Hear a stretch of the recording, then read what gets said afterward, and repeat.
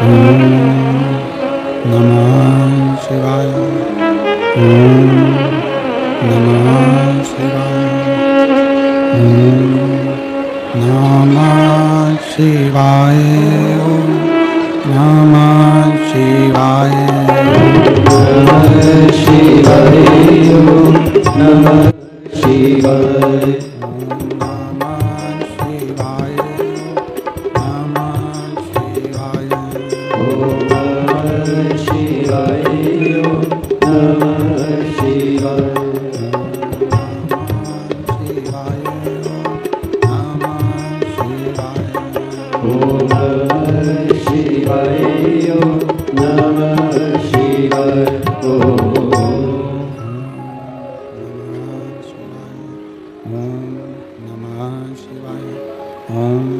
नमः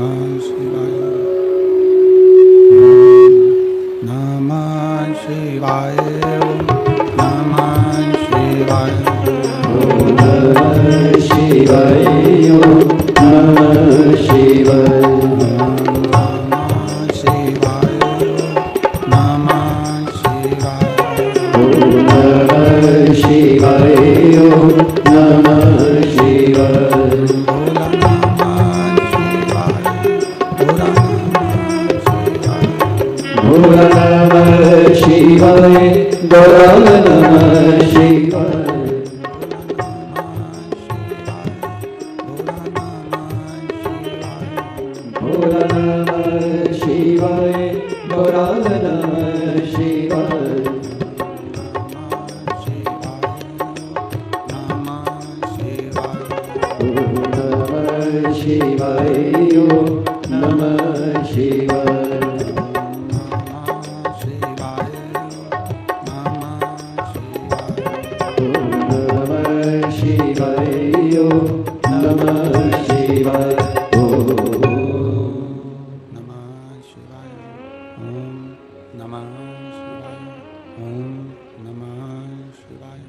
विश्वनाथ भगवान की जय। महाकालेश्वर भगवान की जय। ओंकारेश्वर भगवान की जय। बलकेश्वर महादेव की जय। ओगरनाथ भगवान की जय। ओगरेश्वर महादेव की जय। हर हर महादेव, हर हर महादेव, हर हर महादेव।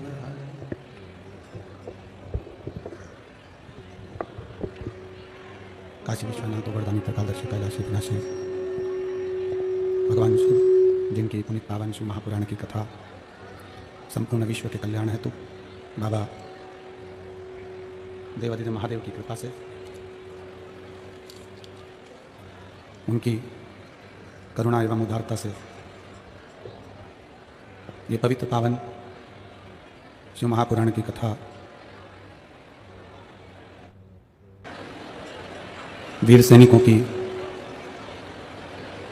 क्रांतिकारियों की ये पवित्र भूमि, भगवान देवादिदेव महादेव भगवान शंकर का ये पवित्र धरा, जहाँ मेरठ की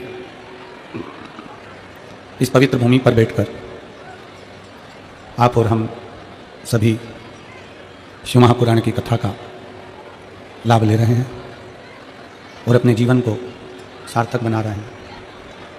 बड़े भाग्यशाली हैं मेरठ नगर के सभी श्रोता भाई बहन, जो इस पवित्र पावन कथा का लाभ ले रहे हैं। कथा मंडप में विराजमान सभी संत, साधु, गुरुजन, तपस्वी जन, साधक, उपासक, ब्राह्मण जन एवं सभी मेरठ नगर के विद्वान जन को प्रणाम करते हुए कथा के मुख्य आयोजक श्री केदारेश्वर सेवा समिति मेरठ, मुख्य यजमान श्री संदीप गोयल, श्रीमती रश्मि गोयल जी, श्री आशीष बंसल जी, श्रीमती पूनम बंसल जी, संरक्षक डॉक्टर ब्रजभूषण जयप्रकाश जी अग्रवाल, डॉक्टर राम कुमार जी गुप्ता, अध्यक्ष कृष्ण कुमार जी गुप्ता, महामंत्री आशीष जी बंसल, ऋषि जी अग्रवाल, राजेश जी, सुमित जी, अनिल जी, विपिन सिंघल जी, सुमित सिंघल जी, राहुल जी, आर्ची सिंघल जी, आशीष प्रताप सिंह जी, पवन बंसल जी एवं बबीता बंसल जी। एक बार सभी यजमान परिवार के लिए जोरदार तालियां बजाकर उनका स्वागत, वंदन, अभिनंदन, जिन्होंने इस पवित्र कथा का लाभ आपको और हमको दिया है और अपने जीवन को सार्थक बनाने का जो अवसर आपको और हमको मिला है। आज कथा का छठा दिवस है, जिसको हमारी भाषा में शिव महापुराण कथा का मध्य शिवरात्रि भी कहते हैं। ये ऐसा कथा के मध्य में जो छठा दिन पड़ता, कहते हैं शिवरात्रि शंकर और पार्वती के मिलन की होती है। शिवरात्रि के दिन भगवान देवाधिदेव महादेव और माता पार्वती का मिलन हुआ। शिवरात्रि के दिन ही माता सती और शिव का मिलन हुआ। शिवरात्रि के दिन ही उमा और महेश का मिलन हुआ। 12 महीने जो शिवरात्रि पड़ती है उसमें भगवान शंकर और पार्वती का मिलन माना गया। भगवान शंकर और पार्वती का मिलन बिंदु है, उसमें मिलन माना। पर जो शिव महापुराण की कथा होती है, कथा के मध्य में शिव महापुराण की कथा के अंतर्गत जो पहुँचे हैं, पंडालों में जगह नहीं है, ग्राउंड में भी इतना बड़ा ग्राउंड है तो भी उस ग्राउंड में भी जगह नहीं है, लोग रोडों पर बैठे हुए हैं। और इस शिव महापुराण के ये पवित्र अवसर पर छठवें दिन की जो कथा है, एक शंकर के भक्त और शंकर की, शिव और शिव के भक्त की। जैसे शिवरात्रि के दिन पार्वती और शंकर का मिलन होता है, उसी तरह ये 7 दिन की कथा में जो छठा दिन होता है, उस कथा का छठा दिन भक्त और भगवान का, शंकर और शंकर के भक्त का मिलन होता है। कहते हैं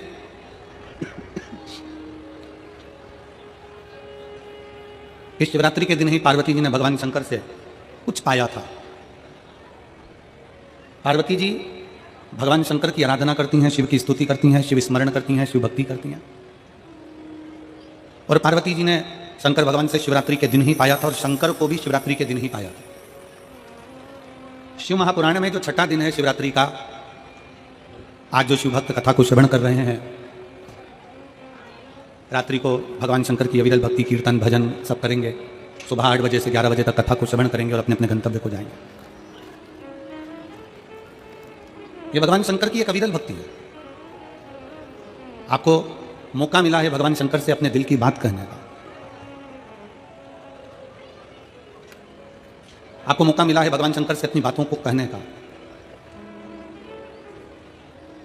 और कोई कहे कि गुरुजी क्या भगवान सुनता है, क्या भगवान श्रवण करता है? हमारा निवेदन है, एक बात अपने अंदर उतार कर रखिएगा। आप किसी को गाली दो, उधर साउंड की व्यवस्था करिए, पीछे बाउंड्री पे सब साउंड की व्यवस्था करिए। आप किसी को अपशब्द कहते हो, आप किसी को ताना देते हो, आप किसी को गाली देते हो, आप किसी को आड़ा टेढ़ा कहते हो, जिसको तुमने अपशब्द कहा, जिसको तुमने ताना दिया, जिसको तुमने गाली दी, वो सामने वाले व्यक्ति को तुम पर गुस्सा आया कि नहीं आया? जम के बोलो जरा, आया ना? तुम किसी को अपशब्द कह रहे हो, तुम किसी को ताना दे रहे हो, तुम किसी को गाली दे रहे हो, तुम किसी को आड़ा टेढ़ा कह रहे हो, तो जिसको तुम अपशब्द कह रहे हो, जिसको तुम गाली दे रहे हो, जिसको तुम ताना दे रहे हो, उसको गुस्सा आता है। जैसे ही तुमने उसको गाली दी वैसे ही उसको गुस्सा आया। जैसे ही तुमने अपशब्द कहा वैसे उसको गुस्सा आया। तुम्हारे अपशब्द बोलते ही उसको क्रोध आ जाता है, तुम्हारा आड़ा टेढ़ा बोलते ही उसको क्रोध आ जाता है, गुस्सा आ जाता है। अब जरा विचार करिएगा कि तुम्हारे आड़ा टेढ़ा बोलने पर सामने वाले को क्रोध आ जाता है, तुम्हारे अपशब्द बोलने पर सामने वाले को गुस्सा आ जाता है, तुम्हारे शब्दों से सामने वाले को गुस्सा आ जाता है। जब तुमने अपशब्द कहा तो सामने वाले को क्रोध आ गया, गुस्सा आ गया और वो क्रोधित हो गया। तो जरा विचार करिएगा कि जब हम कुछ बोलते हैं तो सामने वाले को क्रोध आता है, तो जब हम भगवान शंकर का नाम उच्चारण करेंगे, श्री शिवाय नमस्तुभ्यम बोलेंगे, पंचाक्षर मंत्र नमः शिवाय बोलेंगे, षडाक्षर मंत्र ओम नमः शिवाय बोलेंगे, गाली बकने पर, अपशब्द कहने पर सामने वाला जब हमको पलट कर देख सकता है, तो हमारे मंत्र के जाप से भी भोलेनाथ हमें पलट कर देख सकता है। भगवान शिव हमको पलट कर देख सकता है, भगवान हमको निहार सकता है। क्रोध क्यों ना है? आपके शब्द बोलने से सामने वाले को क्रोध आ जाता है, फिर तुम्हारे मुख से श्री शिवाय नमस्तुभ्यम बोलने से मेरा भोले बाबा भी आ जाता है, मेरा शिव भी आ जाता है। केवल दिखावे से नहीं, शंकर भगवान को दिल से जिसने पुकारा, मेरा शंकर उसके सामने प्रकट हुआ दिल से। और फिर निवेदन है मेरे शंकर को, तुम्हारे दिमाग लगाने की जरूरत नहीं है शिव महापुराण में। फिर निवेदन है, जितने भी श्रोता भाई बहन कथा को सुनने के लिए आए हैं वो अपना दिमाग यहाँ ना लगाएं, यहाँ दिल लगाएं। दिमाग लगाने के लिए घर है और दिल लगाने के लिए शिव महापुराण की कथा। अपने मन को लगाओ।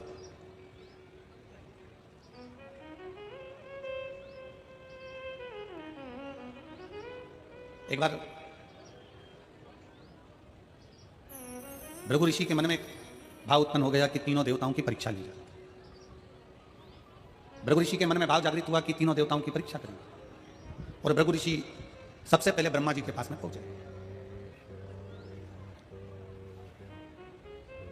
अब ब्रह्मा जी के पास में जब भृगु बाबा पहुंचे, ब्रह्मा जी के नजदीक में जब भृगु ऋषि पहुंचे तो भृगु ऋषि ने ब्रह्मा जी को देखा और ब्रह्मा जी के बिल्कुल पास में जाकर भृगु ऋषि बैठ गए, बिल्कुल नजदीक में जाकर।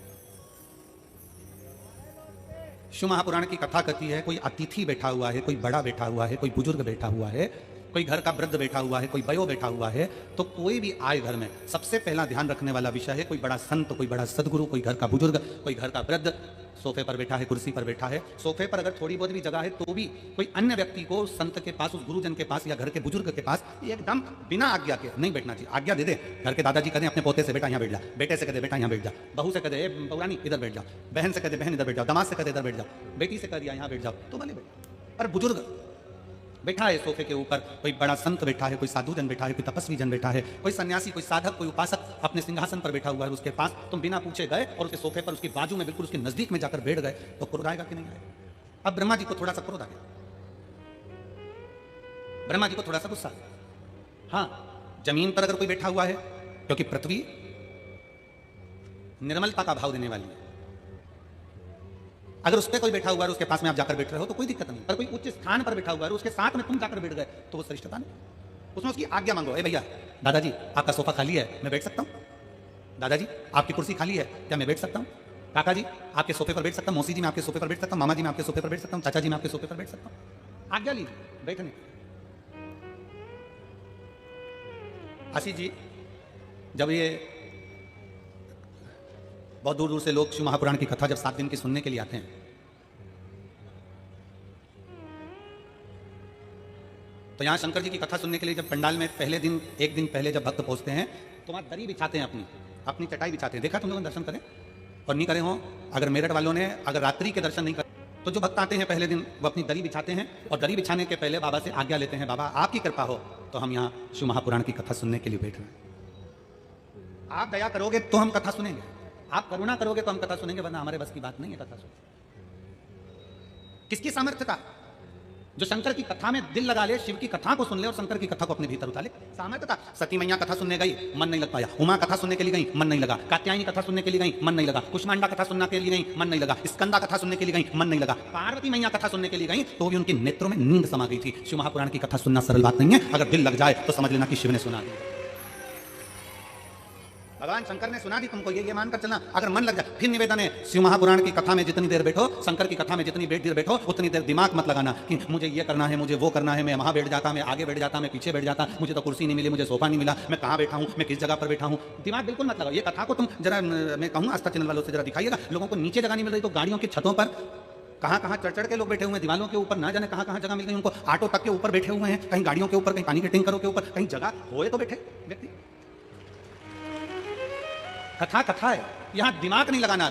शिव महापुराण की कथा को जितनी देर श्रवण करने के लिए बैठो उतनी देर दिमाग नहीं, उतनी देर क्या लगाना है आपको? अपना दिल लगाना। भगवान शंकर को अपना हृदय देना, शिव जी से अपने दिल की बात कहना, शंकर को अपने मन की बात कहना। और शिव को जब अपने दिल की बात कहोगे, मन की बात करोगे तो शंकर उसको स्वीकार करेंगे।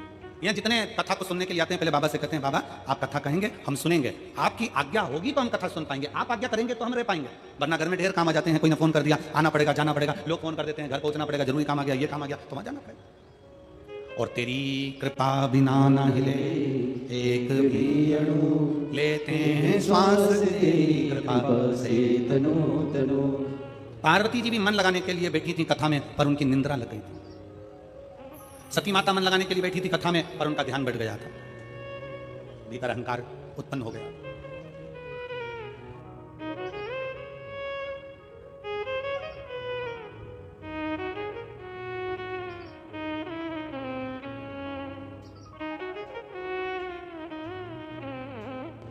तो ये तो शिव तत्व है। इस शिव तत्व का जो लाभ है, इस शिव तत्व का सबसे बड़ा जो सुख है, वो जीवन का एक आनंद है। मन लगाइए, हृदय लगाइए। आएंगे कई लोग, दिमाग लगाने वाले भी बहुत सारे आएंगे यहां पर। जब रुद्राक्ष उत्सव सीहोर में हुआ तो रुद्राक्ष उत्सव में भी बहुत लोगों ने दिमाग लगाया, ऐसी ऐसी न्यूज़ें फैलाई कि ये मर गए ने, वो जी गए ने, इतनी भीड़ हो गई ने, धक्का हो गई ने, मुक्ति हो गई। आखिरी में जब पूरी मीडिया पहुंची, सब कुछ देखा तो एकदम नॉर्मल था। पर दिमाग लगाने वाले ऐसा नहीं मत की बात है, उद्धव बंदगी तेरे बस की नहीं है, यहाँ तो दम दम में होती है पूजा, कोनी मारने की भी फुर्सत नहीं है। यहाँ कौन को फुर्सत है? बोल बम का नारा है, यहाँ किसी को फुर्सत नहीं है। यहाँ तो एक लालसा है, रोड पर चलकर जो आ रहे हैं उनको भी एक लालसा है, कहीं जगह मिल जाएगी, कथा सुन लूंगी, 15 minute, 20 minute, 5 minute, 10 minute, 1 minute, कुछ मिल जाए कथा सुनने को, बस मेरा आनंद हो जाए, बस कथा। और कई ऐसे मिलेंगे जो दिमाग लगाने आएंगे, हमको बैठने की जगह नहीं दी है तो मैं गलत प्रचार करूंगा, कहीं से भी करूं, कैसा भी प्रचार करूंगा और गलत प्रचार करूंगा। मेरे परिवार के लोगों को आगे बैठने का मौका नहीं दिया, मेरे परिवार वालों को अंदर नहीं जाने दिया, अब रुको। और उसने बनाया 2-4 वीडियो और शेयर कर दिया। तो तुम भी मत छोड़ना रे मेरठ वालों, तुम्हारा खुद का मोबाइल किसी मीडिया से कम नहीं। और मैं धन्यवाद दूंगा यहाँ के इस मेरठ के एक एक पत्रकार बंधुओं को, एक एक सोशल मीडिया वालों को, जिन्होंने इस कथा का खूब आनंद से जनमानस में भेजा। जनमानस में कहीं बैठे हैं पत्रकार बंधु लोग? कितने हो?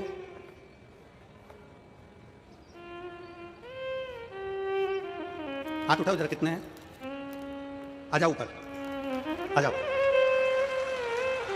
आ जाओ, आ जाओ। मेरा निवेदन केवल पत्रकार है, इसके सिवा उनके परिवार वाले नहीं आएंगे, वो वहीं रहे, ओनली पत्रकार। बाबा की कथा में, भगवान शंकर ओघड़दानी की कथा में दिमाग नहीं, भगवान शंकर की कथा में क्या लगाना है? पार्वती मैया जब भगवान शंकर के सम्मुख में बैठकर कथा का रसपान करती हैं तो पार्वती जी के नैनों में जल भरा जाता है। पार्वती जी के नैनों में जल भरा जाता है, नेत्र में जल। पार्वती क्यों? पार्वती जी के नैनों में जब कथा सुनने के लिए बैठ रही थी तो जल इसलिए भरा गया। 2 चीजें पार्वती जी के नैनों में आई थी, एक जल भरा गया था, फिर निंद्रा भी समा गई। पार्वती जी के नैनों में कथा चालू होने के पहले जल इसलिए आ गया था क्योंकि पार्वती जी को अपने पूर्व जन्म का भान होता गया। मैं सती बनी थी, कुंभज ऋषि के यहाँ कथा सुनने के लिए गई थी। कथा सुनने के लिए जब मैं कुंभज बाबा के यहाँ पहुंची तब उस जगह पर मेरा मन कथा में नहीं लगा था, मेरे भीतर अहंकार आ गया था और कथा मुझसे छूट गई थी। फिर पार्वती जी को उमा बनी और उमा बनकर भगवान महेश के साथ में कथा सुनने के लिए गई थी, तब मन नहीं लगा था कथा। फिर माता पार्वती कात्यायनी बनी, भगवान शंकर के साथ कथा सुनने के लिए गई। फिर माँ भगवान शंकर बगलामुख बने और पार्वती मैया बगलामुखी बनी। याद आया कि मैं कथा सुनने के लिए गई थी, नहीं सुन। भगवान शंकर कमल बने और पार्वती मैया कमला बनी। पार्वती जी के स्मरण में आया मैं कमल के साथ में भगवान शंकर के साथ कथा सुनने के लिए गई थी, सुन नहीं पाई। शिव जी ध्रुमबाण बने, पार्वती ध्रुमावती बनी, स्मरण में आया कि मैं कथा नहीं सुन पाई। जितने जितने शंकर भगवान के साथ में, शंकर भगवान महाकाल बने और पार्वती महाकाली बनी, तो पार्वती जी सोचती हैं कि मैं उस समय पर काली बनी तो भी कथा नहीं सुन पाई, तो भी कथा नहीं श्रवण कर पाई। आज पार्वती जी की आंख में आंसू भर गया कि आज मेरे बाबा ने बड़ी कृपा करी जो मुझे कथा सुनाने के लिए इस अमरनाथ की गुफा के अंदर लाकर बिठा दिया और मुझे कथा सुनाया। अमरनाथ की गुफा। अरे ओ मेरठ की मेरी जीजी और मेरठ के मेरे जीजाओं, मेरी बेटियों बेटाओं, मेरी माताओं, मेरे भाई, आप सबके चरणों को नमन कर कर कहता हूं, ना जाने कौन सी किस्मत आप और हमने ली है जो इस मेरठ की भूमि पर शिव पुराण की कथा सुन रहे हैं। जिस भूमि पर बेलकेश्वर महादेव विराजमान है, जिस भूमि पर ओगरनाथ विराजमान है, जिस भूमि पर मेरठ के चारों तरफ शंकर भगवान के प्राचीन प्राचीन मंदिर विराजमान है, और आज भी मेरठ की पवित्र भूमि शंकर के एक एक शिवलिंग से समाहित है। ये वो मेरठ की भूमि है, ये वो मेरठ की धरा है जहां बैठकर आप और हम कथा सुन रहे हैं। कई माताएं ऐसी हैं यहां बैठी हुई हैं जो हापुड़ में कथा सुनने गई थी। हाथ उठाओ जरा, हापुड़ वाली हो, ये देखो इतनी सारी माताएं हापुड़ गई थी और हापुड़ में इन सब माताओं ने वहां बैठकर जरूर भगवान से कहा होगा कि मेरठ में भी शिव पुराण की कथा हो। आशीष जी, गोयल जी कहाँ गए? गोयल जी नहीं बैठे हैं, कहाँ दिख नहीं रहा है, बैठे नीचे हैं क्या? अच्छा, तो हम कहें यजमान परिवार दोनों से, गोयल जी और आशीष जी से, कि ये इनका पुण्य सामने आया है तो तुम यजमान बनकर शिव पुराण की कथा श्रवण करो। ये पुण्यता है, ये आनंद। कोई पूर्व का बना होगा और पूर्व का बने बिगर मिल भी नहीं सकता। कल कथा में अपन ने सुना था पूर्व का कर्म हमारा, पूर्व का कर्म। एक पंडित जी पूजन करते थे, उनका हाथ क्यों कटा? पूर्व का कर्म था कि कोई मार्ग बता दिया होगा। राजा का बेटा क्यों मारा? कोई पूर्व का कर्म होगा मारा। रानी क्यों गला काट दी? कोई पूर्व का कर्म होगा मारा।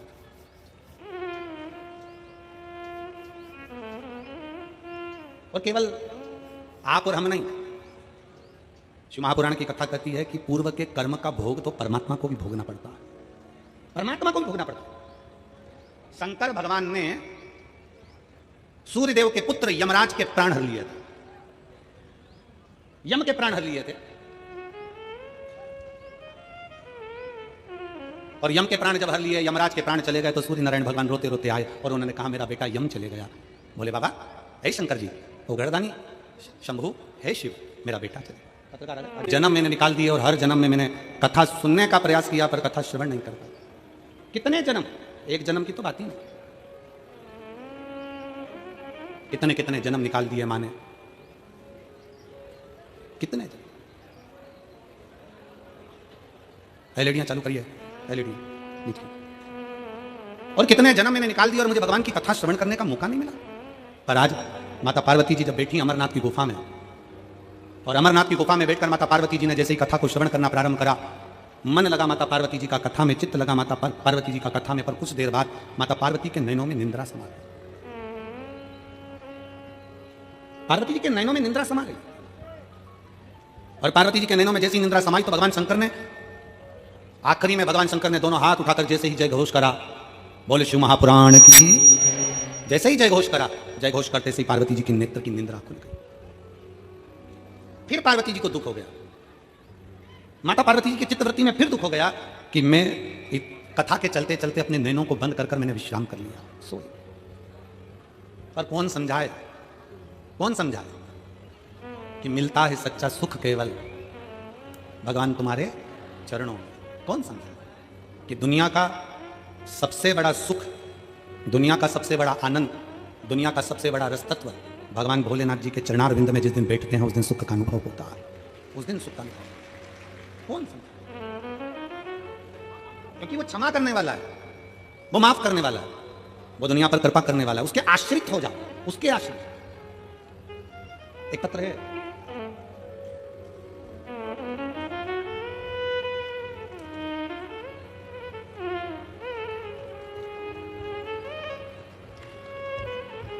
और ठंड में पंखा भेजा है। अब ये गर्मी में भेजती तो काम भी आता हो।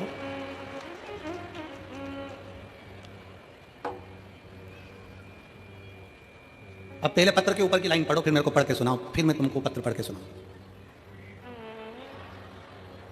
पढ़ के सुनाओ जल्दी से। ठीक है, आप पत्र सुनाइए। मेरा नाम ज्योति त्यागी है, गांव फलोदा, जिला मुजफ्फरनगर की निवासी हूँ। कहीं बैठी हो ज्योति जी त्यागी जी, कहीं बैठी हो तो हाथ हिला सकती हैं, और अगर आई हो तो हाथ हिलाएं, और कहीं बैठी हो तो एक बेलपत्र लेने जरूर पधारें। मेरा नाम ज्योति त्यागी है, गांव फलोदा, जिला मुजफ्फरनगर की निवासी हूँ। मेरे पति का नाम सचिन त्यागी है। एक लोटे जल का मैं क्या वर्णन करूँ गुरुदेव। पत्र को साथ में पढ़िएगा आप लोग। सन 2021 में मेरे पति को अचानक गले में दर्द हुआ। डॉक्टर को दिखाया, जांच कराई तो पता चला कि उन्हें कैंसर है। डॉक्टर ने ऑपरेशन का बोल दिया, ऑपरेशन भी हो गया। गले में जख्म होने के कारण कुछ खा नहीं पाते थे, केवल लिक्विड ही पी पाते थे। हम चिंतित रहने लगे। फिर मम्मी ने आपकी कथा के बारे में बताया। जून 2023 में हम सीहोर गए, वहां से रुद्राक्ष लाए। आपके बताए अनुसार हमने सब दिया। जब दोबारा जांच कराई तो पता चला कैंसर लीवर में पहुंच गया। जरा पत्र पर ध्यान देंगे, कैंसर लीवर में पहुंच गया। अब डॉक्टर ने भी ना इलाज कर दिया। फिर दूसरे डॉक्टर से सलाह ली, उन्होंने कहा 3 इंजेक्शन का बोल दिया और अस्पताल ले गए। डॉक्टर ने उनको वेंटिलेटर पर रख दिया। मैंने तभी रुद्राक्ष हाथ में उठाकर विनती की, बाबा तेरे ही भरोसे हम, वो एक लाइन इन्होंने लिखी है, तेरे ही भरोसे हम बीच उड़ती जाएंगे बाबा, दो हाथ तो छड्डी। बाबा की ऐसी कृपा हुई, हमको मन में दुख हुआ कि रुद्राक्ष का दल देने पर भी ऐसा क्यों हुआ। फिर हम बाबा को हाथ में रुद्राक्ष लेकर बाबा को कहने लगे और बाबा से विनती करी, बाबा कुछ भी करो ठीक करिएगा। पंडाल में हापुड़ की कथा में पहुंच गए और हापुड़ की कथा के पंडाल में बैठकर कथा सुनी। और आज मैं छाती ठोक कर कहती हूं, पंडाल में बैठकर जो मांगा जाता है बाबा सुनता है। आज मेरा पति का कैंसर मुक्त हुआ है, आज मेरे पति का कैंसर मुक्त हो गया। मैं यहाँ बाबा को दिल से धन्यवाद देने के लिए इस कथा के पंडाल में पहुंची। नाम है ज्योति त्यागी, गांव फलोदा, जिला मुजफ्फरनगर की निवासी हूं। पंखा भी है। एक शिव पर करा गया भरोसा, एक शंकर पर करा गया विश्वास, एक शिव पर करी गई दृढ़ता। क्या देगा, कैसे देगा, कब देगा पता, पर इतना विश्वास तो है, इतना भरोसे से कर सकते हैं कि पार्वती जी के मन में फिर गिलानी उत्पन्न होने लगी। मैं कथा सुनने के लिए आई थी और कथा ना मिला। मैं सो गई, निंद्रा लग गई, मेरी चित्तवृत्ति फिर रह गई। जिस दिन 7 दिन में से अगर 1 दिन की विष्णु महापुराण की कथा पंडाल में अगर आपको सुनने को मिल जाए, समझ लेना कि कहीं शंकर जी ने तुम्हारा हाथ पकड़कर तुम्हें खींचने की तैयारी कर दी। कहीं मिल जाए। एक पत्र है, एक तो निवेदन है, ऐसा डिजाइन में पत्र मत बनाया था। अब क्या क्या पढ़ूं और कहां से शुरू करूं? ये तो उसी में का हाल है। एक व्यक्ति नाई की दुकान पर गया और नाई की दुकान पर जाकर बैठ गया, और जैसे ही नाई की दुकान पर बैठा तो नाई को गुस्सा आ गया, क्योंकि नाई ने देखा कि उसकी खोपड़िया पे केवल 8 बाल थे। इतना गुस्सा आया नाई को, तो नाई गुस्से में पूछा, गिनूं कि काटूं? वो व्यक्ति बोला, कलर कर दे। अब तू बोल रहा है गिनूं कि काटूं, तो तू कलर ही कर दे, करो क्या? अब ये इतना बड़ा पत्र, अभी कहां से शुरू करूं? तुम बताओ, अच्छा ईमानदारी की बात है। चलो फिर भी पढ़ेंगे, ठीक है। मैं कविता माहेश्वरी, मेरठ गौरीपुरा से हूं। कहीं बैठी हो कविता माहेश्वरी? मेरठ गौरीपुरा से कहीं बैठी हो तो हाथ हिला सकती हैं। कहीं बैठी हो तो हाथ हिलाइएगा। आप ही हैं? आ जाओ, एक बेलपत्र ले जाना चाहिए। मैं कविता माहेश्वरी मेरठ गौरीपुरा से हूं। मेरे पति का नाम मुकेश माहेश्वरी है। मेरे पति मुकेश माहेश्वरी पिछले 4-5 वर्ष से स्वास्थ्य संबंधी समस्या से परेशान थे। अक्सर उनकी तबीयत सही नहीं रहती थी और डॉक्टरों को, वो हमको भी समझ में नहीं आ रहा था कि हो क्या रहा।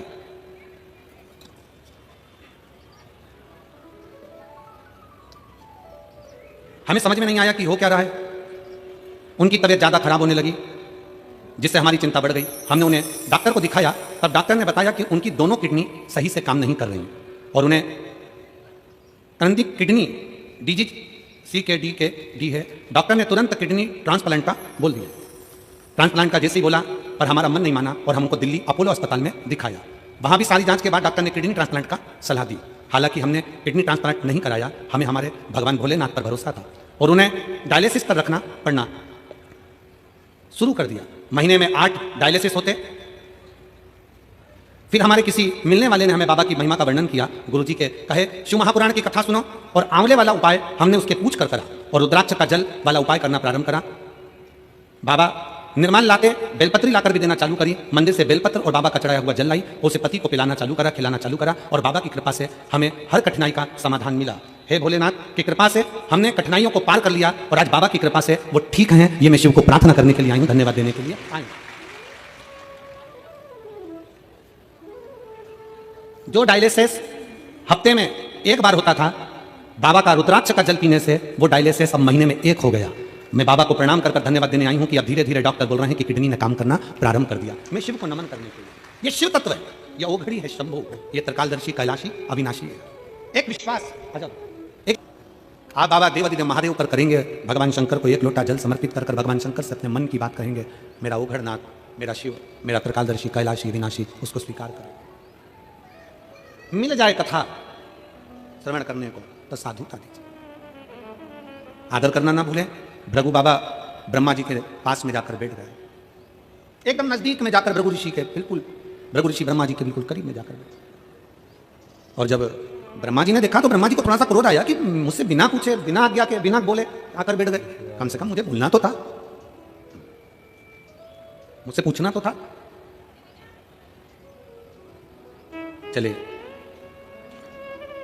और फिर एक निवेदन बड़े भाव से करेंगे कि बैठो, मना नहीं पर आज्ञा लेकर बैठो, मना नहीं पर आज्ञा लेकर। आ जाओ।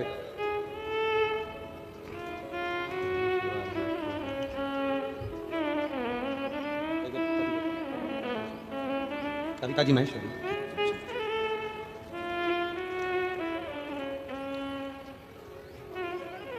बड़े आनंद के साथ बैठना चाहिए। और कोई आदरणीय बैठा है, कोई बड़ा बैठा है, कोई सत्कार करने वाला बैठा है, कोई साधु जन है, कोई सन्यासी जन है, कोई तपस्वी जन है, कोई साधक है, कोई उपासक है, उसको भी सम्मान देना चाहिए। भृगु ऋषि वहां से चल दिए। अब सीधे भृगु बाबा पहुंच गए तीनों देवताओं के पास, जाते जाते भगवान शंकर के पास, ओगड़दानी के, और शिव शिवाय बैठे थे। 33 कोटि देवताओं में सबसे ज्यादा अगर सम्मान करने वाले कोई देव हैं तो वो देवाधिदेव महादेव हैं। अगर एक भूत भी आता है तो मेरे शंकर भगवान उसको भी नमन कर उसका आदर करते हैं। एक कोई पिशाच भी आता है, कोई असुर भी आता है, कोई गंधर्व भी आता है, कोई देवता भी आते हैं, और कोई भगवान शंकर के दरवाजे पर अगर भूत प्रेत गंधर्व अप्सरा असुर किन्नर यहां तक कोई भी आ जाए, भगवान शंकर उसका आदर करते, उसका सम्मान करते। कौन होगा संसार में जो किसी किन्नर के लिए देवताओं से युद्ध कर ले? किसी किन्नर के लिए? जब भगवान शंकर अपना अर्धनारीश्वर स्वरूप का दर्शन दिए। ब्रह्मा जी से कहा गया कि तुम सृष्टि को आगे बढ़ाओ, तो ब्रह्मा जी भगवान शंकर के अर्धनारीश्वर स्वरूप को जान नहीं पाए थे। शंकर भगवान ने कहा था कि आधे पुरुष आधे स्त्री बनाना, 4 पुरुष बनाओ तो 4 स्त्री बनाओ, 5 पुरुष बनाओ तो 5 स्त्री बनाओ, 10 पुरुष बनाओ तो 10 स्त्री बनाओ। ब्रह्मा जी इस बात को जान नहीं पाए थे और ब्रह्मा जी अर्धनारीश्वर स्वरूप का दर्शन देखकर समझ गए कि आधा आधा बनाना है, तो उन्होंने एक ही व्यक्ति को आधा पुरुष आधा स्त्री बना दिया था, तो वो किन्नर उत्पन्न हो गए। और जब किन्नर उत्पन्न हुए, पूरी पृथ्वी पर किन्नर ही किन्नर दिखने लगे, तब भगवान नारायण भगवान शंकर जी के साथ आ रहे थे और नारायण ब्रह्मा जी की बनाई सृष्टि को देखकर हंस दिए और हंसते से ही बोले, गजब कर दिया ब्रह्मा जी, तुमने पूरी सृष्टि में किन्नर ही किन्नर कर दिया। जैसे ही भगवान नारायण हंसे, हंसते से ही भगवान शंकर को क्रोध आ गया कि सृष्टि ब्रह्मा जी ने बनाई है और आप उस पर हंस रहे। हे नारायण, भगवान विष्णु, तुम ब्रह्मा जी की बनाई हुई सृष्टि पर हंसे हो, इसलिए तुम्हें भी एक बार पृथ्वी पर जाकर किन्नर बनना पड़ेगा। भगवान नारायण को भी भगवान शंकर ने कह दिया था कि तुम्हें पृथ्वी पर जाकर किन्नर बनना पड़ेगा, तुम्हें पृथ्वी पर जाकर किन्नर बनना पड़ेगा। और शिव महापुराण की कथा कहती है,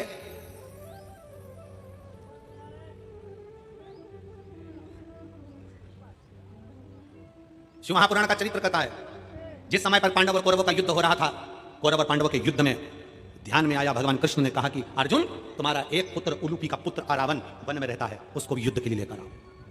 अर्जुन उसको युद्ध के लिए लेकर आ गए, अर्जुन उसको युद्ध के लिए लाए।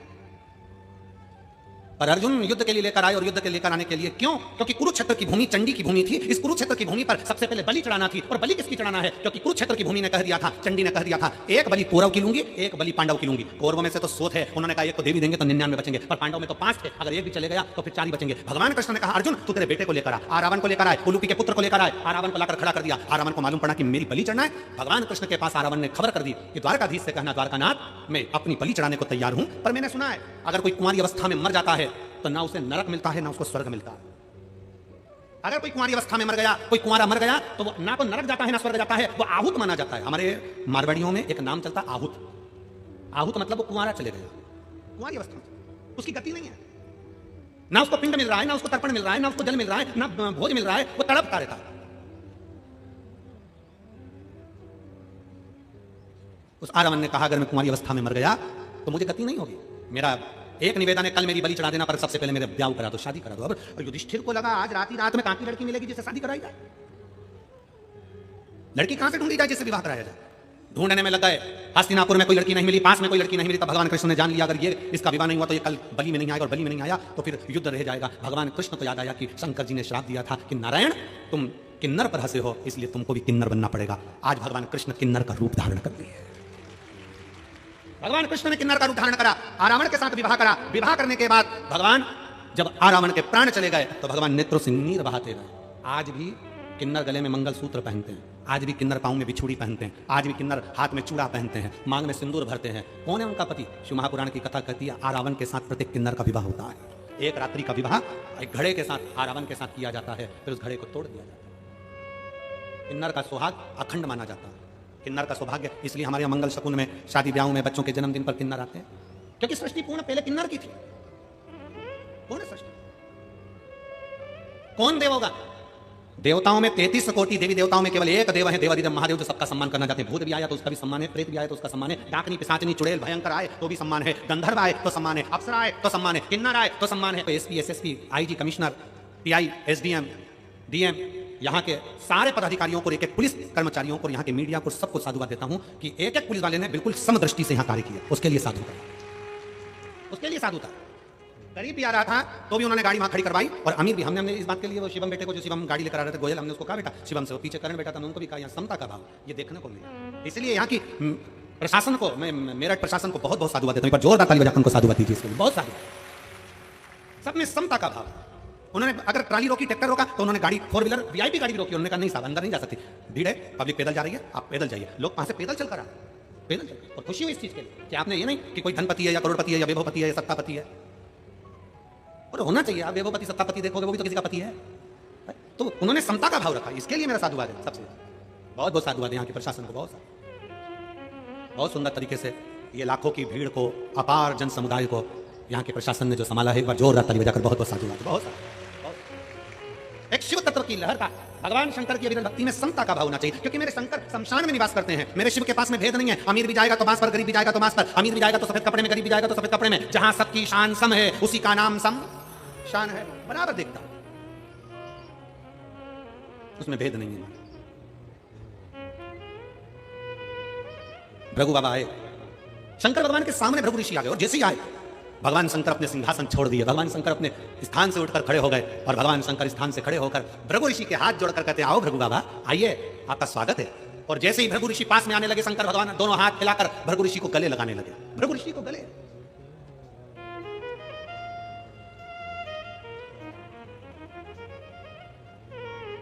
शिव महापुराण की कथा कहती है,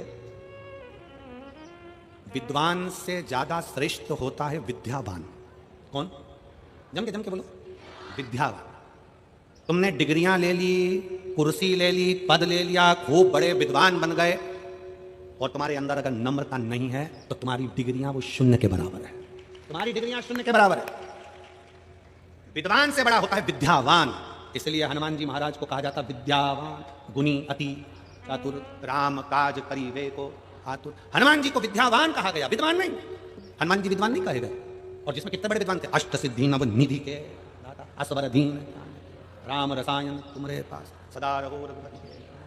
कितना विद्वत्ता, अष्ट सिद्धियां उनकी, नव निधियां उनकी, सारा वैभव, सारा धन, सारा ज्ञान, सब कुछ हनुमान जी में था, सब कुछ था हनुमान जी में। फिर भी हनुमान जी के आगे विद्वान नहीं लिखा गया, उनके आगे लिखा विद्यावान।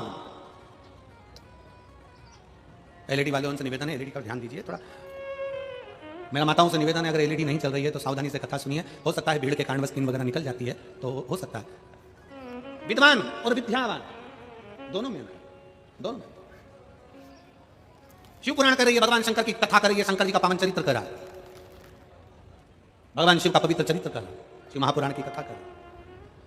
अगर भगवान ने आपको अच्छा पद दिया, आपको अच्छी कुर्सी दी, आपको अच्छी प्रतिष्ठा दी है, आपको अच्छी सत्ता दी है, आप बहुत पढ़े लिखे हो, बहुत विद्वान हो, तो निवेदन है उस विद्वान के साथ में तुम विद्यावान भी बनो। अगर कोई आए, कोई साधारण भी आए ना, तो उसको झुककर प्रणाम करना प्रारंभ करो। ये विद्यावान की निशानी है, विद्यावान की निशानी। क्यों कहा हनुमान जी को विद्यावान? क्यों कहा? केवल एक कारण से कहा था, जब हनुमान जी पहली बार ब्राह्मण का रूप रखकर राम जी जब वन में आए थे, सीता जी को खोजते खोजते किष्किंधा के पास पहुंचे थे, तब हनुमान जी महाराज ब्राह्मण का संत का रूप रखकर राम जी के सामने हाथ जोड़कर प्रणाम कर रहे थे। दुनिया के लोगों ने कहा कि ब्राह्मण होकर छत्री के हाथ जोड़ता है। अरे समझने वाला विषय है, हनुमान जी सामने छत्री के हाथ नहीं, हनुमान जी अंदर बैठे राम जी के हाथ जोड़ रहे थे, सामने खड़े हुए राम को भीतर के राम से मिला रहे थे। ये वही राम है जो मेरे दिल में बसता है। लोगों को लगा प्रणाम कर रहा है, और वो यहाँ के राम को वहां के राम से मिलाने का प्रयास कर रहे हैं। इसी को कहते विद्यावान गुणी अति चातुर, इसी को कहते विद्यावान, इसको विद्वत्ता कर, इसको श्रेष्ठता कर। और फिर निवेदन है, शिव महापुराण की कथा कहती है, भगवान शंकर का चरित्र कथा है, शिव तत्व कहता है कि विद्वान और विद्यावान दोनों में बहुत अंतर है। निवेदन है फिर कि हमें विद्वान नहीं, हमें विद्यावान बनना है। और विद्यावान का सबसे बड़ा लक्षण होता है कि उसके भीतर की नम्रता, विद्यावान का सबसे बड़ा लक्षण होता है उसके भीतर की कोमलता, विद्यावान का सबसे बड़ा लक्षण होता है उसके भीतर की श्रेष्ठता, विद्यावान का सबसे बड़ा लक्षण होता है कि वो सम्मुख में जो आया हुआ है उसको प्रणाम करना, उसको नमन करना, उसको गले से लगाना, उसको हृदय से लगाना, उसको श्रेष्ठता से लगाना। हर हर शंकर भगवान सब कुछ वही कर रहे हैं। भृगु ऋषि आए सामने, शंकर भगवान ने बाहें फैला ली, बाहें।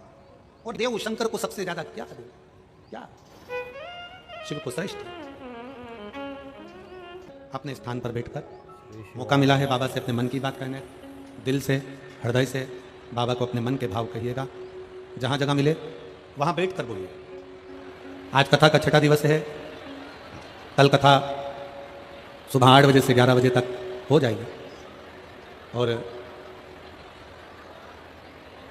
8 से 11 बजे तक कथा कल हो जाएगी। आज मौका मिला है बाबा से प्रार्थना करने का, दिल से बाबा से विनय करिए, हृदय से बाबा को निवेदन करो, भाव से बाबा को बोलो। जहां जगह मिले वहां बैठ जाओ और दिल से बाबा को प्रार्थना करिएगा। बाबा से जो कहने आए हो वो कहिएगा, और इतना भी जरूर कहिएगा कि बाबा 3 महीने में मेरा भी पत्र व्यासपीठ पर पहुंचे, ऐसी कृपा जरूर करिएगा। तो सब दिल से बाबा से प्रार्थना करें।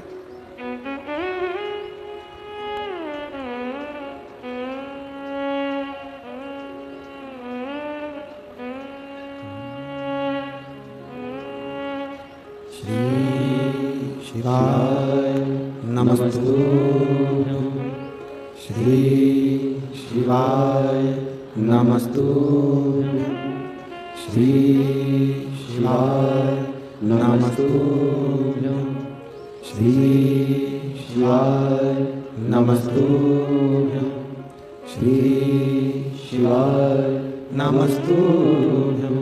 भोला सब दुख काटो हमारा, ओ भोला शिव शंकर जपूं तेरी माला, भोले बाबा जपूं तेरी माला, भोला सब दुख काटो मारा, ओ भोला सब दुख काटो मारा।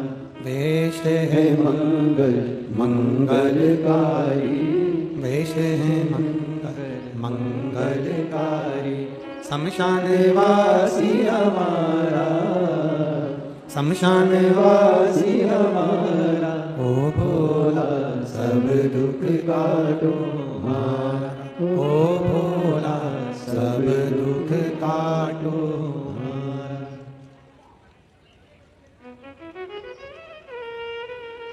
बाबा देवादिदेव महादेव भगवान शिव की कथा करी। भृगु ऋषि भगवान शंकर के सामने जाकर खड़े हो गए। बाबा ने अपनी दोनों भुजाएं फैलाई। बाबा अपनी दोनों बाहें फैलाए। ब्रह्मा जी ने बाहें नहीं फैलाई। और अभी आप आगे कथा सुनेंगे, भगवान विष्णु ने भी बाहें नहीं फैलाई। बाहें किसने फैलाई? जम के बोलो जरा, देवादिदेव। बाप है, एक पिता के दो बेटे।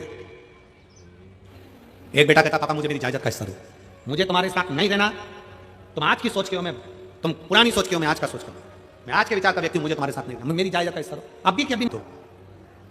मेरा ये बेटा जायदाद का हिस्सा मांग रहा है। तुम्हारा बड़ा बेटा भी जायदाद मांग रहा है क्या? नहीं, वो मना कर रहा है, मेरे को नहीं चाहिए। एक काम करो, वकील साहब बोले 3 हिस्से प्रॉपर्टी के करो, एक तुम्हारा, बड़े बेटे का, छोटे बेटे का। ठीक है, छोटे बेटे को जायदाद का हिस्सा दिया। वो शहर चले गया। छोटे से गांव से निकलकर बड़े शहर में गया तो शहर में जाते से ही उसके 3 मित्र बन गए। पहला ताली, दूसरा थाली, तीसरा प्याली। कौन कौन से बने? जम के बोलो जरा। ताली, ताली मतलब प्रशंसा करने वाले, वाह वाह वाह, जोरदार, बहुत बढ़िया, और कर, मतलब गलत काम में डुबा। दूसरे नंबर पर एक थाली मित्र, होटल में ले जाकर खिलाने वाले। इसलिए खिलाते हैं कि आज हमारे पैसे से खिलाएंगे, कल इसका पूरा धन हम ही जीम जाएंगे। थाली मित्र। और तीसरे नंबर पर जम के बोलो जरा, प्याली मित्र। अपने पैसे से पीना सिखाते हैं। जब आदत हो जाती है, लत लग जाती है, तब उसके पैसे से खुद पीते हैं और उसको बर्बाद कर देते हैं। ये 3 मित्र हैं। 3 मित्र। नशे से मुक्त हो। किसके लिए? शराब का नशा छोड़ दो, गांजे का नशा छोड़ दो, चिलम का नशा छोड़ दो, जो व्यर्थ के नशे हैं उसको छोड़ दो, तंबाकू, गुटखा, पाउच छोड़ दो। किसके लिए? सियोर वाले महाराज के लिए नहीं, भगवान के लिए भी नहीं। तुम्हारे जो छोटे छोटे घर में बेटा बेटी है ना, उनको अपने पापा का मुंह देखना है। उनके घर में जो छोटे छोटे बच्चे हैं ना, आप जब ड्रिंक कर आते हो ना, आप जब गलत काम कर आते हो ना, तो बच्चे का चेहरा उतर जाता है, मम्मी से चिपक जाता है।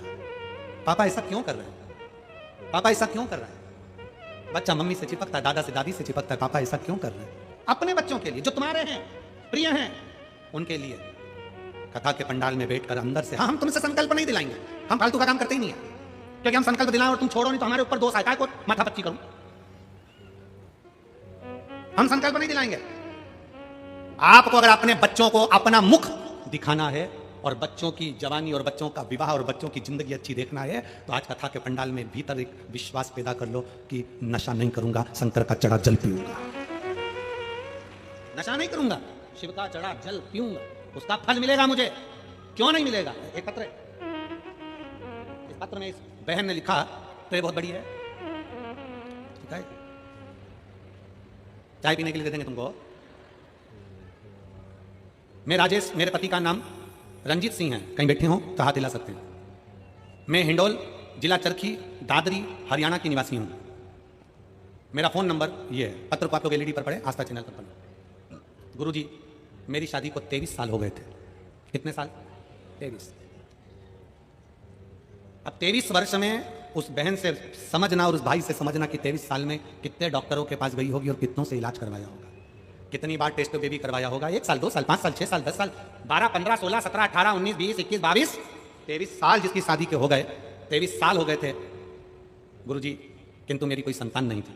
ऐसी कोई दवा नहीं जो मैंने नहीं ली, हर जगह से मैंने इलाज कराया किंतु कोई फायदा नहीं हुआ। मैंने पूरी तरह से आस छोड़ दी। अब 23 साल में तो व्यक्ति आस छोड़ ही देगा कि 23 साल में क्या बच्चा होना है, संतान कहां से हो जाएगी। सारी आस छोड़ दी। मेरे पति का ट्रांसफर 2021 में तरावड़ी, जिला करनाल, हरियाणा में हो गया। वहां पर मैंने एक धर्म बहन बनाई। जो धर्म बहन थी उसकी ननद ने मुझे शिव महापुराण की कथा के बारे में बताया। मैंने आपकी कथा सुनी और शिव जी पर एक लोटा जल चढ़ाना शुरू किया और पशुपति नाथ के व्रत किया और 22 जनवरी 2024 को मैं गर्भवती हो गई और बाबा की कृपा से 9 सितंबर को मेरे घर में संतान ने जन्म ले लिया। 23 साल के बाद मेरे बाबा ने मेरे घर में औलाद दी है। कितने साल के बाद? 23 साल। तो ट्रे ले जाओ और चाय पियो। लाइन अच्छी लिखी है, आप और हम गुनगुनाते। मुंह तक ये तेरी करुणा, तेरी कृपा से मिला है मुझे, तेरी करुणा से प्राप्त हुआ है मुझे। आपसे पूछे हैं 23 साल बाद उम्मीद है कि संतान हो सकती है? मेरी जीजियां विचार कर बताना, हो सकता है ऐसा? नहीं, पर विधि लिखना विधाता का काम है और विधि को पलट देना महादेव का काम। विधि को पलट देना महादेव का काम। वो विधान पलट दे तो समझो शिव। कोई बाबा नहीं, कोई जोगी नहीं, कोई तपस्वी, कोई साधा, कोई पासक नहीं, और दुनिया में संसार कलिकाल में कोई ऐसा पैदा नहीं हुआ कि तुम्हारे विधि के विधान को पलट दे। पलटेगा तो एक लोटा जल तुम्हारे विधान को पलट सकता है, तुम्हारा विश्वास तुम्हारे विधान को पलट सकता है। ढोंग में मत पड़ना, प्रपंच में मत पड़ना, दिखावे में मत पड़ना, कहीं इधर उधर फालतू के चक्कर में मत पड़ना कि कोई तुम्हारी किस्मत पलट देगा। ना ना, किस्मत तो तुम्हारे हाथ से चढ़ा हुआ एक लोटा जल ही पलटेगा। सारी समस्या का हल, दोनों हाथ उठाकर, सारी समस्या का हल एक लोटा शिव को समर्पित करो। चल, मेरे भोले बाबा ने हाथ फैलाए, बाहें फैलाई। मेरे शंकर ने जैसे बाहें फैलाई, भृगु ऋषि पास में आए। शिव महापुराण की कथा कहती है जैसे एक पिता बेटा कह रहा है मुझे अपनी जायदाद देना। 3 मित्र बन गए, ताली, थाली और प्याली।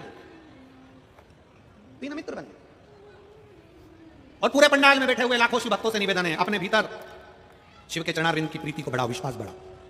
अपने अंदर, हमारे कहने से तुम नशा नहीं छोड़ोगे, हम जानते हैं, पर अपने भीतर से नशे को त्यागने की आदत बनाओ, अपने भीतर से। और जब अपने भीतर से नशे को त्यागने की आदत बनाओगे तो निश्चित है कि नशा छूटेगा, टूट जाएगा। प्रीत बाबा से जोड़ो, शंकर से जोड़ो, उसकी भक्ति से बन गए। तीनों ने उसका पूरा धन, पूरी प्रॉपर्टी जो बेच कर गया था, पूरा की पूरा पैसा ताली, थाली और प्याली के मित्रों ने बर्बाद कर दिया। कंगाल हो गया। 3 साल में रोड पर आ गया।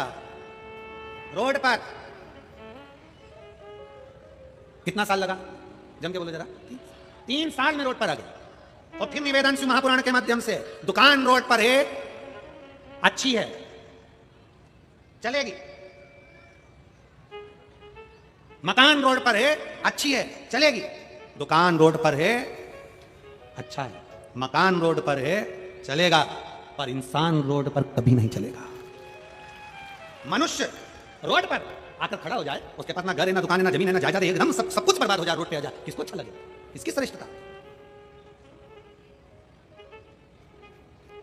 दुकान रोड पर आना चाहिए, अच्छी बात है, मकान रोड पर होना चाहिए, अच्छी बात है, पर इंसान रोड पर नहीं होना चाहिए। इंसान रोड पर ना है, उसका जीवन कैसा निकलता है ये वही जान सकता है, उसकी जिंदगी कैसे चलती है वही जान सकता है, उसका जीवन कैसा होगा ये वही जान सकता है।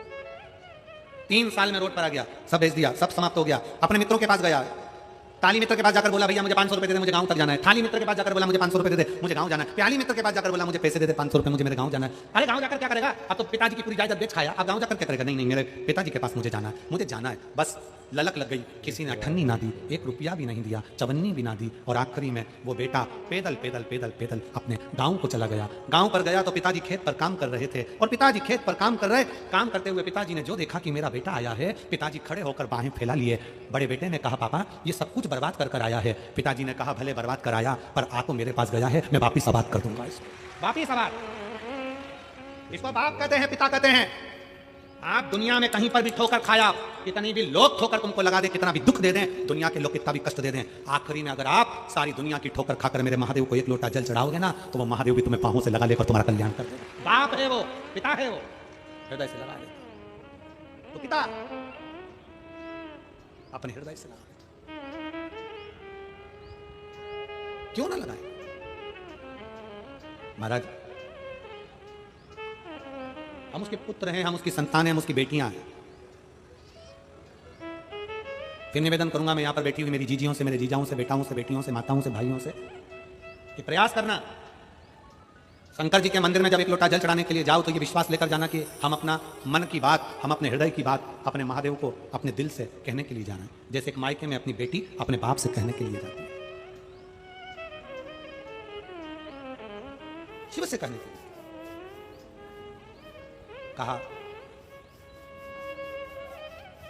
भगवान शंकर की कथा जब तुम दिल से कहोगे, बाबा को दिल से प्रार्थना करोगे, दिल से निवेदन करोगे, क्यों ना सुनेगा? क्यों नहीं सुनेगा? दिल से बोलो तो सही, आप दिल से पुकारो तो सही, और जब दिल से पुकारोगे तो वो सुनता है। आ जाओ। 23 साल के बाद हुआ है, एक बार जोरदार ताली बजाकर। शंभो शंभो।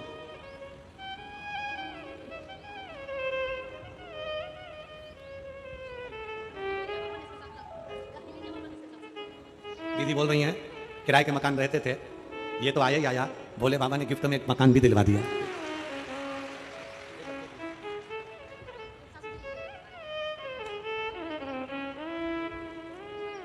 शिव तत्व की प्राप्ति, भगवान देवादिदेव महादेव ने अपनी बाहें फैला ली भृगु बाबा को गले लगाने के लिए। भृगु ऋषि को गले लगाने के लिए जैसी बाहें फैलाई, वैसे भृगु ऋषि पास में तो खड़े ही थे। भगवान शंकर बाहें फैलाते हैं, और जैसे ही बाहें फैलाते हैं तो भृगु ऋषि, शंकर भगवान जब पास में आने लगे उनको गले लगाने के लिए, तो भृगु ऋषि ने उनको रोक दिया। भृगु ऋषि ने रोक दिया। भृगु बाबा ने कहा आप मेरे पास मत आइए, आप मेरे नजदीक में ना आइए। पार्वती जी देखकर स्तुब्ध हो गई, मां जगतजननी देखकर स्तुब्ध। ये क्या हो रहा है? ये क्या है? पार्वती जी स्तुब्ध हैं, और एकदम स्तुब्ध होकर माता पार्वती जी ने विचार किया। माता पार्वती जी स्तुब्ध हो गई, और स्तुब्ध होकर माता पार्वती ने विचार करा ये क्या हो रहा है? ये क्या है? शंकर भगवान गले लगाने के लिए भृगु ऋषि के लिए बाहें फैला रहे हैं, और भृगु ऋषि उनको रोक दिए। शंकर भगवान ने पूछा भृगु बाबा मैं आपको गले लगाना चाहता हूं, आप मेरे दरवाजे पर आए हो, अतिथि देवो भव। दरवाजे पर अगर अतिथि आए तो उसका आदर होना चाहिए। 33 कोटि देवता में केवल एक देव अधिदेव महादेव ऐसे हैं जो अतिथि का पूर्ण रूपेण सत्कार करते। आप आए, बाहें फैलाई, भृगु ऋषि ने मना कर दिया आप मेरे गले नहीं लगे, मैं आपके गले नहीं लग सकता भोलेनाथ। शंकर भगवान ने पूछा क्यों? भृगु ऋषि कहते हैं कि आपके तन पर चिता की भस्म लगी है, आपके तन पर चिता की भस्म रमी है, आपके शरीर पर चिता की भस्म है। शंकर भगवान पार्वती जी को देख रहे थे, पार्वती जी शिव जी को देख रही थी। शिव महापुराण की कथा कहती है शंकर पर चढ़ा जल, शिव को चढ़ाकर जल का आचमन बड़ी से बड़ी बीमारियों को समाप्त कर देता है। दुनिया के लोग चाहे कितना ही कहें कि शंकर का जल मत पियो, शंकर की बेलपत्र मत खाओ, शंकर का ये मत खाओ, शिव महापुराण की कथा कहती है, निवेदन है बेलपत्री खाओ, जल पियो, पर दूसरे का हराम का धन मत खाओ, भगवान का भजन खाओ। कई लोग कहते हैं हम प्याज नहीं खाते, वो कहता है हम लहसुन नहीं खाते, वो कहता है हम ये नहीं खाते, और दूसरे का माल मिल जाए तो डकार जाते, दूसरे का धन मिल गया डकार गए, दूसरे का पैसा मिल गया डकार गए, किसी का पड़ा हुआ मोबाइल मिल गया डकार गए।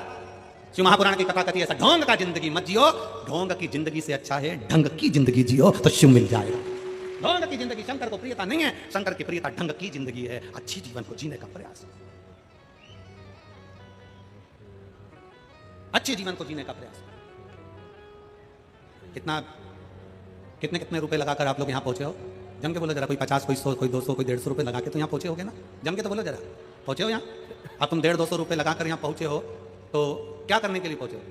जम के बोलो जरा, कथा सुनने के लिए। अब तुम्हारा ध्यान कथा में कम जैसी कैमरा आया। अब ऐसा तो तुम 150-200 रुपए तुम्हारे घर के पास में जो एक फोटो का स्टूडियो हो ना, वहां जाके 200 रुपए पकड़ाते और एक आध फोटो खिंचवा लेते। यहाँ तो मेरे बाबा की कथा है, उसके दिल में तुम्हारा फोटो खींचना चाहिए तो बात है। यहाँ हाथ हिलाने से कुछ नहीं हो, ये कैमरे का काम है, वो तो घूमता रहेगा। तुम्हारा दिल कहाँ लगा? फिर वही वाली बात आ गई, दिमाग नहीं लगाना, दिल लगा।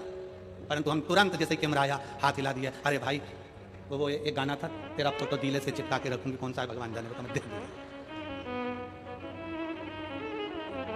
उसके हृदय से। शिव तत्व की प्राप्ति दिल से आयो, 150 रुपए खर्च कर आयो, इसलिए बहुत सावधानी। तुम्हारे 50 रुपए खर्च हुए हैं ना, तो हमको ध्यान रखना पड़ता है कि तुम दिल तो लगा लो बाबा से, झोली भरकर लेकर जाना है। हाथ हिलाने के चक्कर में रह जाओगे ना तो वो भी ऊपर से हाथ ही हिला देगा, क्या मतलब है? इसलिए लेकर बहुत बहुत सावधानी, बहुत दूर दूर से आयो, बड़ी मुश्किल से, और कितनी लाखों की भीड़ में आयो, तुम लोग सावधानी से कथा दिल से। हर हर महा बोल बम का नारा है, सारी समस्या का हल एक लोटा दिल से सुनो। जैसे ये माला वाला भैया आता है ना, ये फिरोजाबाद का है, आप लोगों कई लोगों को तो मालूम है, फिरोजाबाद का है माला वाला, फूल माला वाला। छोटी सी गुमटी थी, काम नहीं चलता था, बाबा के धाम आया कुबरेश्वर धाम, व्यासपीठ पे बेलपत्र फिरोजाबाद से ले आया था चढ़ाने के लिए, एक फूल ले आया था, उस समय कुछ भी नहीं था, एक फूल एक बेलपत्र। बाबा से विनय कर गया कि एक व्यासपीठ पे चढ़ा रहा हूँ, ऐसी कृपा करना कि मेरा व्यापार सब दूर फैले, तो मैं जहाँ जहाँ कथा होगी प्रत्येक व्यासपीठ पर जाऊँगा। और आज 4 साल 5 साल हो गए लगातार हर कथा की व्यासपीठ पर वो माला लेकर पहुँचता। बाबा ने ऐसा हाथ पकड़ा कि दिल्ली में भी काम चल गया, फिरोजाबाद में भी चल गया, आगरा में भी चल गया, ग्वालियर में भी चल गया, आज जगह जगह उसका काम इतना चल गया कि बाबा हाथ पकड़ लिया। दिल से सुनो, दिल से प्रार्थना करो, दिल से विनय करो।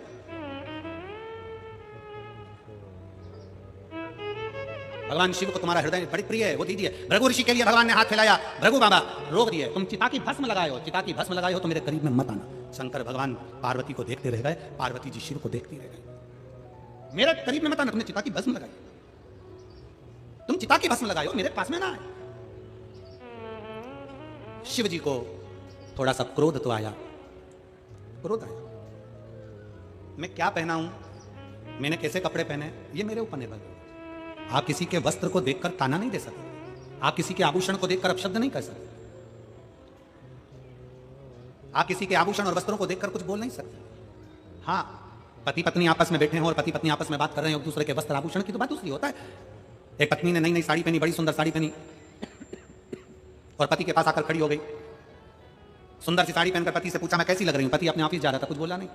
पत्नी ने फिर पूछा मैं कैसी लग रही, पति नहीं बोला। पति को मालूम था मैं बोलूंगा लड़ाई होगी, क्या मतलब बोलने से।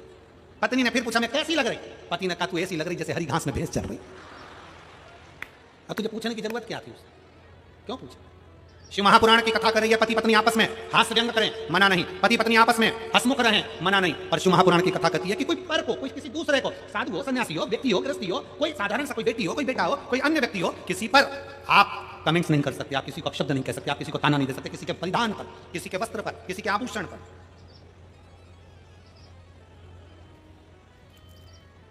और आज भृगु ऋषि ने कह दिया भगवान शंकर से, भोलेनाथ जी से, रुकिए वहीं ठहर जाओ, आपके शरीर पर चिता की भस्म लगी है, आप मुझसे चिपकेंगे, चिता की भस्म मुझे लग जाएगी।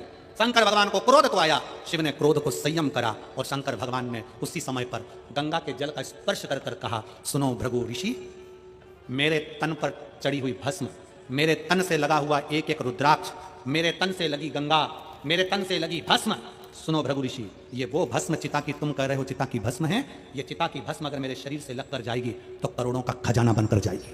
ये चिता की भस्म साधारण नहीं है। महाकाल बाबा को, काशी विश्वनाथ बाबा को जो भस्म चढ़ती है वो भस्म साधारण नहीं होती, उस भस्म का भी बड़ा भाव है कि वो भस्म भी करोड़ों की है। वो गंगा का जल जो भगवान शंकर के शरीर से बहकर निकलता है, वो गंगा का जल साधारण नहीं है। अंतिम क्षण में दुनिया के लोग कुछ नहीं ढूंढते, केवल गंगा का जल ही ढूंढते हैं, केवल गंगा का। और दुनिया के लोग पहले बेलपत्री का महत्व नहीं जानते थे, अब शंकर जी पे चढ़ी हुई बेलपत्री का क्या महत्व है ये पूरी विश्व जान गया। इसलिए आप शंकर जी पर बेलपत्र चढ़ती है तो लोग उसको उठा कर ले जाते हैं, क्योंकि वो बेलपत्र साधारण नहीं होती, रोग मुक्ति के लिए होती है, औषधि। कल एक बहन कह रही थी गुरुजी हम शंकर जी के मंदिर जाते हैं और शंकर जी पे चढ़ी हुई ज्यादा बेलपत्र नहीं मिलती है, एक बेलपत्र मिलती है, तो क्या उस बेलपत्र को हम पूरे परिवार समेत बांटकर खा सकते हैं? क्यों नहीं। बेलपत्र का एक अंश मात्र की डंडी भी, एक अंश मात्र की पत्ती भी अगर तुम्हें प्राप्त हुई है तो समझ लेना शंकर ने तुमको औषधि प्रदान करी है। जरूरी नहीं कि पूरी 3 पत्ती की बेलपत्र पूरे घर के लोगों को मिले, एक बेलपत्र 3 पत्ती की चढ़ी हुई अगर मिल गई है तो उस बेलपत्र के छोटे छोटे टुकड़े कर भी घर के 15 लोग, 20 लोग, 25 लोग, 10 लोग, 12 लोग जो घर में है, कण कण मात्र भी अगर खाते हैं तो उसका भी फल है, उसका भी फल है। शिव कथा कर बाबा ने कह दिया मेरे तन पर चढ़ी हुई एक एक सामग्री करोड़ों की। भृगु ऋषि अब चल दिए भगवान विष्णु के यहाँ, नारायण के यहाँ पर पहुंचे। जैसे ही पहुंचे तो लक्ष्मी जी के ध्यान में तो था कि ब्रह्मा जी के पास में बैठकर आए हैं, भगवान शंकर का अपमान कर आए हैं भृगु ऋषि, और अब नारायण के पास आए हैं। लक्ष्मी जी चरण दबाने में लगी थी, भृगु ऋषि आए, लक्ष्मी ने हाथ जोड़कर उनको प्रणाम किया, बाबा आइए बैठिए, प्रभु सो रहे हैं, मैं जगाती हूँ। इतनी देर तो होना ही थी, भृगु ऋषि सैया पर चढ़कर भगवान नारायण की छाती पर एक लात मार दी, चरण का प्रहार कर दिया, चरण का प्रहार। भगवान के नेत्र खुल गए, भृगु ऋषि को देखा बाबा ने, भगवान नारायण ने भृगु ऋषि से कहा आपके चरण में चोट लग गई होगी, आप सैया पर बैठिए, लक्ष्मी जाओ चंदन लाओ चरण में लगाना है भृगु ऋषि के। लक्ष्मी जी कहती है चोट तुम्हें लगना चाहिए, तो तुम्हें लात मारी है। भगवान कहते हैं नहीं लक्ष्मी। भृगु ऋषि के चरण में चंदन लगाया तो भृगु ऋषि की आंख में जल भर गया। नारायण से कहा नारायण आज मुझे बड़ी ग्लानि हो रही है। क्या ग्लानि? मैंने आज शंकर का अपमान कर दिया, शिव का। अब मैं शिव के सामने कैसे जाऊंगा? भगवान नारायण कहते हैं कि शंकर भगवान व्यक्ति के अवगुण कभी नहीं देखते, शंकर भगवान को व्यक्ति के गुण देखते हैं। और बहुत ध्यान से सुनना मेरी जीजियों, मेरे जीजाओं, मेरी माताओं, मेरी बेटियों, बेटाओं, पशुपति नाथ का जब आप व्रत करते हो, थोड़ा सावधानी पूर्वक सुनिएगा। पशुपति नाथ का जब आप व्रत करते हो, किसी कामना के लिए 5 सोमवार का व्रत होता है, पूजा की थाली सुबह लेकर जाते हो, अभिषेक का सामान लेकर जाते हो, शंकर जी के मंदिर में अभिषेक पूजन करते हो। शाम के समय वही थाली वापस जाती है, उसमें 6 दिए जाते हैं। कितने दिए? 6।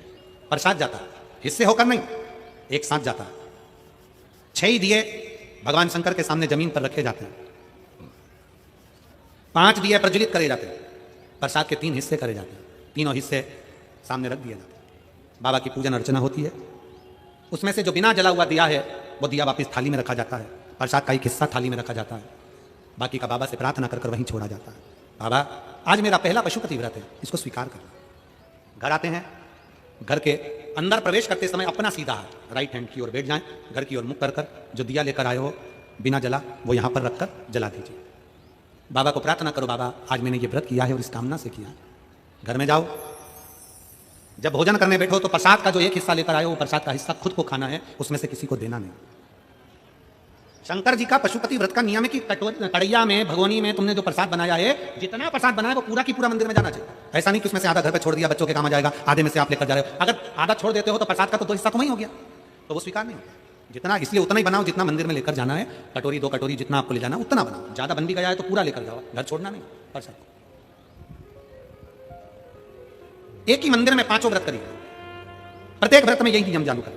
5वां व्रत हो, एक श्रीफल भेंट बाबा को समर्पित करो। 108 चावल के दाने हो, मूंग के दाने हो, पत्ती फूल की हो, बेलपत्ती हो, जो भी तुम बाबा को चढ़ा सकते हो, 108 बाबा को दे दीजिए। श्रीफल समर्पित कर वैसा की वैसा ही 6 दिए रखकर, 5 दिए जलाकर, 1 दिया उठाकर प्रसाद का एक हिस्सा लेकर अपने दरवाजे पर आओ, दिया लगाओ, बाबा से विनय कर अंदर जाओ और कह दो बाबा से आज मेरा 5वां व्रत पूर्ण हुआ। इसको स्वीकार लेना, इसको स्वीकार। बहुत कामना लेकर आई हूं बाबा, बहुत दुखी हूं मेरे महाकाल राजा, अपना दिल का भाव किससे कहूं? ए मेरे ओघड़नाथ, अपने मन की बात में किससे कहूं? मेरे भोलेनाथ, आपसे विनय है, मेरे दुखों को काट देना। मेरा अगला जो समय आए, नूतन जो वर्ष आए, वो मेरी जिंदगी में बहुत खुशियां लेकर आए मेरे महाकाल राजा, बहुत खुशियां। बाबा को प्रार्थना निवेदन। अब कई माताएं कहती है गुरुजी हमारी पूजन की थाली में ये कमी रह गई थी, वो पड़ोसन की थाली में ये सब कुछ था। कोई माताएं कहती हैं कि हमारे पूजन में ये कमी रह गई, उनकी थाली में ये था। शिव महापुराण की कथा कहती है पशुपतिनाथ के व्रत में हल्दी ले जाना भूल गए, चंदन ले जाना भूल गए, या कुछ सामान ले जाना भूल गए, दिए जरूर होना चाहिए, प्रसाद का 3 हिस्सा जरूर होना चाहिए। बाकी का अगर कुछ भूल गए तो बाबा तुम्हारे अवगुण नहीं देखेगा, बाबा तुम्हारा गुण देखेगा, अवगुण नहीं देखेगा। बस उससे जाकर जब पशुपति व्रत करो ना तो एक स्तुति उसके सामने जरूर करो, भोलेनाथ दया करना मैं तेरे भरोसे हूँ। जिन जिन को आता है वो साथ में बोले, मेरे बाबा दया करना मैं तेरे भरोसे हूँ। ना घर के भरोसे हूँ, ना परिवार के भरोसे हो, ना घर के भरोसे हूँ, ना परिवार के भरोसे हो। मेरे बाबा दया करना मैं तेरे भरोसे हूँ। भोले बाबा दया करना मैं तेरे भरोसे हूँ। मैं तेरे भरोसे हूँ, भोले तेरे भरोसे हूँ। मैं तेरे भरोसे हूँ, भोले तेरे भरोसे हूँ। भोले बाबा दया करना मैं तेरे भरोसे हूँ। मेरे शंकर दया करना मैं तेरे भरोसे। उससे प्रार्थना जरूर करो, हम उसके आश्रित हैं, हम उसके सहारे, हम उसके चरणों में। तारकासुर के 3 बेटे तारकाक्ष, विदुम्माली, कमलाक्ष की तीनों के प्राण जब भगवान शंकर पशुओं के देवता बनकर पशुपति नाथ बनकर गए, इनके प्राण लिए, ये तीनों भी पशुपति नाथ भगवान की आराधना में लग गए कि हमारा कल्याण आपने कर दिया। शंकर किसी को मारते नहीं है, शंकर जो उनकी शरण में आ जाता है उसको ताड़ते हैं, मारते नहीं। शिव मारते ही नहीं।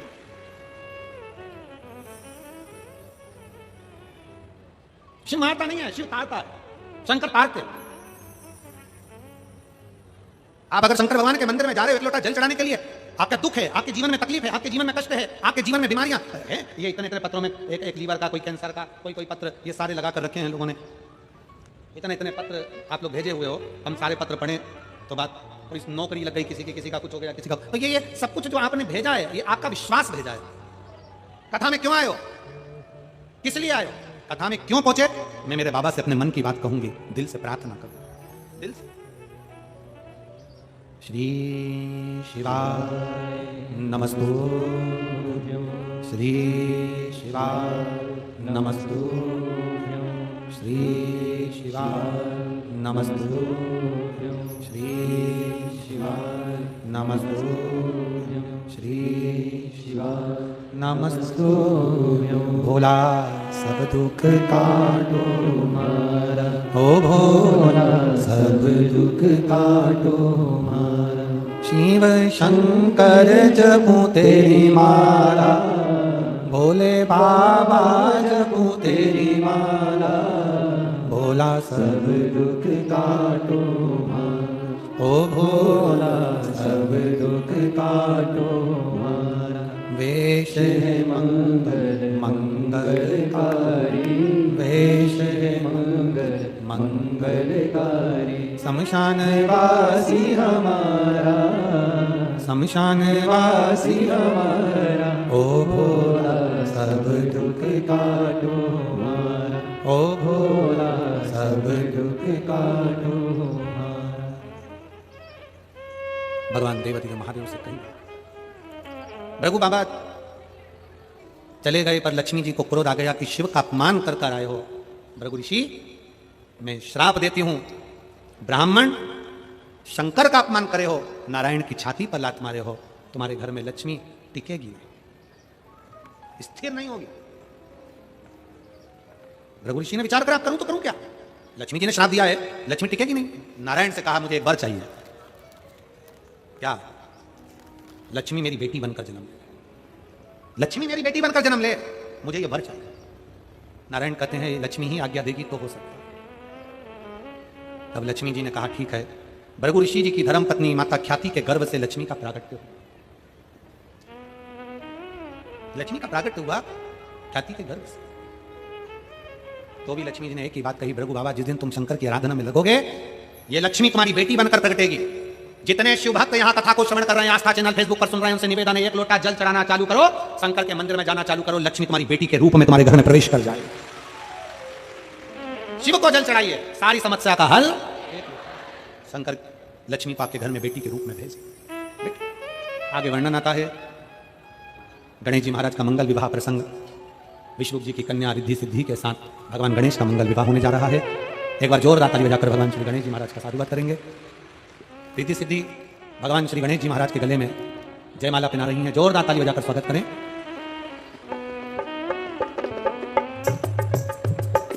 गणेश जी महाराज ने रिद्धि सिद्धि के गले में एक जयमाला पहनाई है। रिद्धि सिद्धि ने वही जयमाला निकालकर वापस श्री गणेश जी महाराज को पहनाई है।